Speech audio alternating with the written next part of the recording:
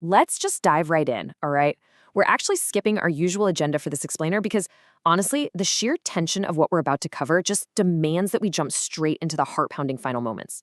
Today, we're dissecting the anatomy of a shootout, specifically that unbelievable crescendo of the 2022 World Cup final between Argentina and France. We're going to break down the psychology, the flawless execution, and just the staggering emotion wrapped up in those definitive moments on the pitch. Section 1. An extraordinary deadlock. So to really wrap your head around this climax, we have to remember the sheer scale of the situation. I mean, for 79 minutes, France looked completely dead and buried, right? You literally could not see a way back for them.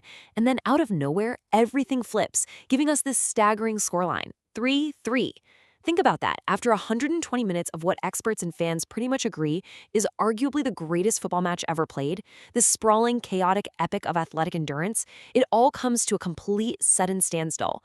All that relentless running, the tactical masterclasses, the massive momentum shifts, completely erased. It all boils down to a few isolated individuals taking a solitary kick from just 12 yards out. It's crazy.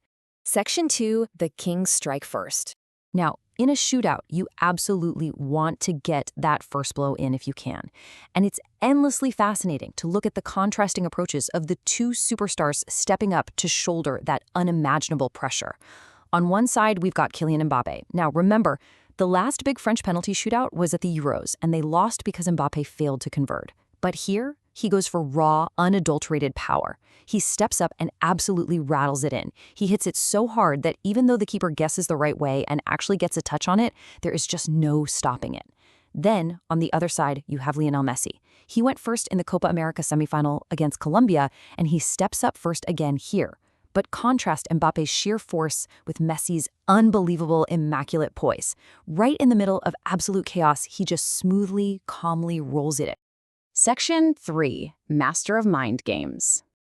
Okay, so while the penalty takers usually get all the glory, a shootout is actually a crucible of psychological warfare, and this one was masterminded by Argentina's goalkeeper Emiliano Martínez. Martinez was already a hero in these exact circumstances. He made those crucial saves back in the quarterfinals. The guy just thrives in the chaos. His strategy? Basically 3 steps. Step 1, he actively fires up the crowd, generating these ear-splitting whistles to just totally unnerve the French takers. Step 2 is the physical execution. Kingsley Coman steps up, and Martinez uses his massive frame and that incredible long reach to make a defining save. But Step 3 is where the dark arts really come into play. When Aurélien Tchouameni walks up to the spot, Martinez doesn't just wait in goal. No, he delays the ball. He actively throws it away to make the taker wait, fetching it himself just to get inside the guy's head. It is brutal.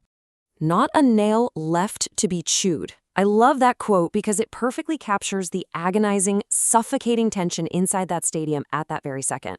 Just put yourself in Tchouameni's shoes for a moment. He had scored this brilliant, incredibly confident goal against England earlier in the tournament.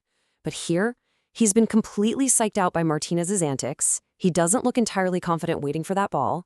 He steps up, and he drags his penalty wide left. Section 4, the margin for error. That single missed kick instantly shifts the entire landscape.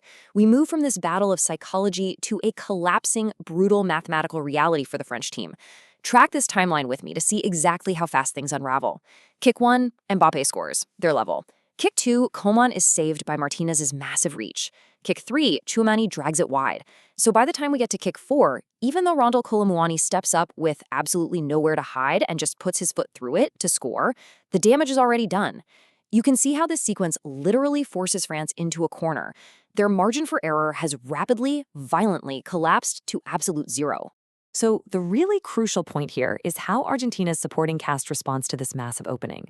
Argentina suddenly steps right up to match point. Paulo Dybala, who actually came off the bench specifically with this single kick of the ball in mind, he'd barely even been on the pitch. He steps up and just slots it straight down the middle. Ice cold.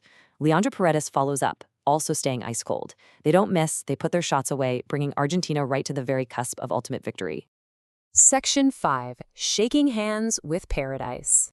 And that brings us to the dramatic climax, the deciding kick of the entire tournament. I really want you to let the weight of this sink in, the long, lonely walk of Gonzalo Montiel. Can you even imagine the immense, suffocating pressure on this 25-year-old? A boy out of River Plate, making his way in Europe.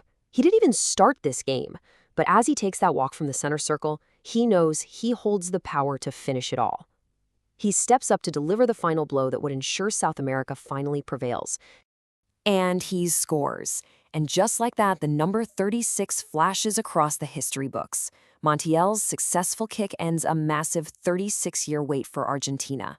It bridges a whole generational gap all the way back to Diego Maradona in Mexico. In that one single suspended moment of the ball hitting the back of the net, an entire nation is guaranteed to tangle all night long. I actually want us to slow down for a second here, just to absorb the breathtaking poetry of the commentary in that moment. Lionel Messi has shaken hands with paradise. Back in the center circle, Messi couldn't even move. He literally just fell to his knees, immediately swallowed up by his teammates, including his best mate Sergio Aguero, who couldn't even bear to watch that final kick. The little boy from Rosario finally conquered his ultimate peak. He pitched up in heaven. Listen to the true historical weight of what we've just broken down. Here, finally, is a nation's new throng of immortals. Manager Lionel Scaloni will be fated, and Lionel Messi, the greatest player of his age, finally securing the absolute greatest accolade football can ever afford him, he'll be sainted forever in Argentina. They climb into a galaxy entirely of their own making. But as we wrap up this explainer, I want to leave you with one final provocative thought. How do you score a World Cup final hat trick and still lose? For all the glory and the triumph of Argentina, we really have to remember the cruel margins of this sport.